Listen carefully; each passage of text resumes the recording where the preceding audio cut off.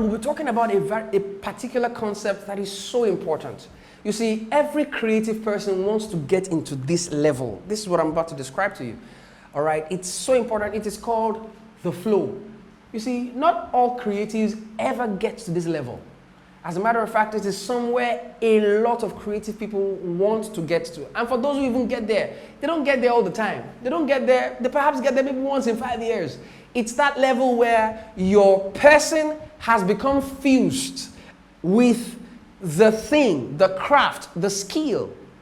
I can relate this with entertainment and artistic endeavors, much more than, scientific endeavors, because art has a lot to do with the soul, your emotions, and this is where the flow can be a lot more applied. Music, football, things that are not so structured in the application, things that are fluid, things that have to do with your creativity raw in its state. All right, what exactly is the flow? Depending on your type of career, there may be need for you to understand how to get into the flow. I see this very consistent with, fields like music, football, public speaking in some cases, because it's a very massive art as well. Acting in some cases. What is a flow?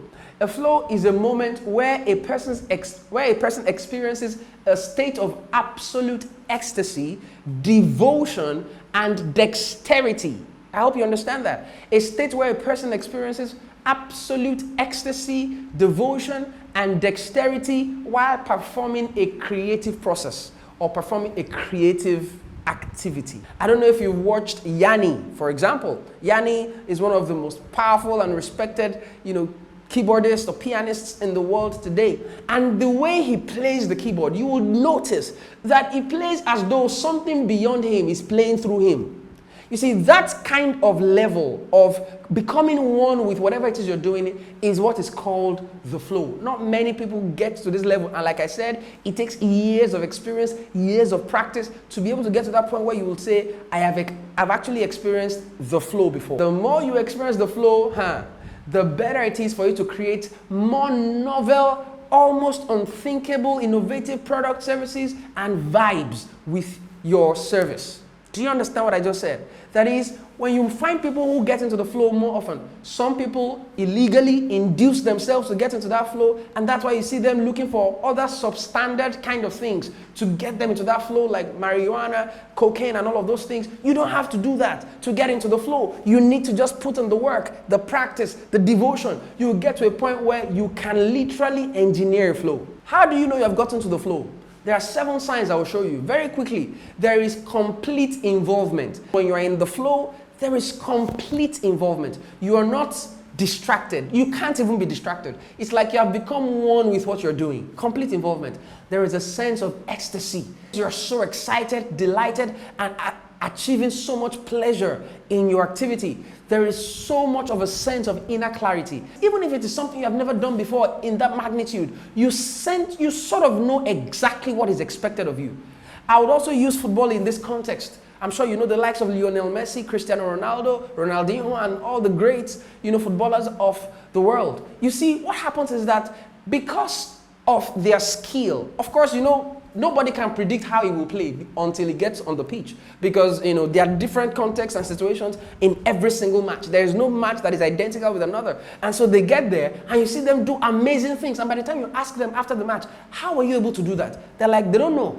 They just did it. At that point, the thing just took them over. They knew exactly the skill to do. They knew exactly how to shoot the ball, and they just got the result. How they were able to do it, they may not be able to teach you. But guess what? That particular thing that they did in that moment of eureka, in that moment of inspiration and burst of energy, it was not a product of just wishful thinking. They had practiced their way into that sport. There is that sense of inner clarity. You just know what to do at that particular time.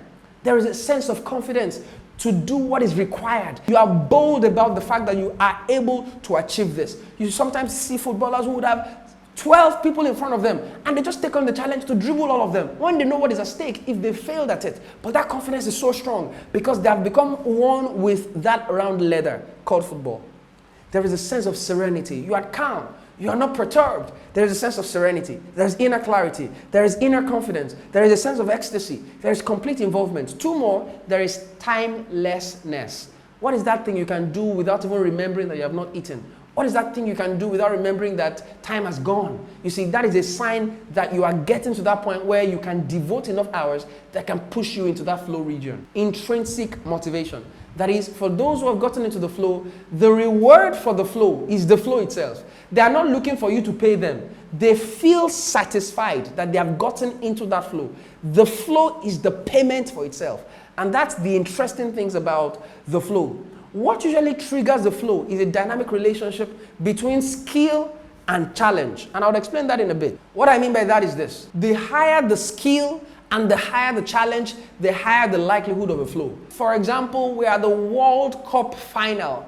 Okay, I find football a lot applicable in this context, and that's why I'm using the examples. For example, Zinedine Zidane is one of the most respected footballers of all time, but you see, one of the best matches he ever played, he played them at the highest level of football. He played them at the World Cup finals, he played them at the Champions League finals, because you see, the challenge was higher, the stakes were higher, and because he's so skillful, at that level of challenge, the flow is triggered. Whenever the challenge is higher, for example, you see those who sing at the largest stages of, for example, America's Got Talent, MTN Project Fame, at that level, they're not singing like they used to sing when they're at their homes. They're not singing like they used to sing in their small groups. At this level, the challenge is higher, so they push themselves to be able to match the challenge that is posed to them and to their skill. And so they get to that point where they are driven, they are motivated. The higher the skill, the higher the challenge, the likelier the possibility for a flow.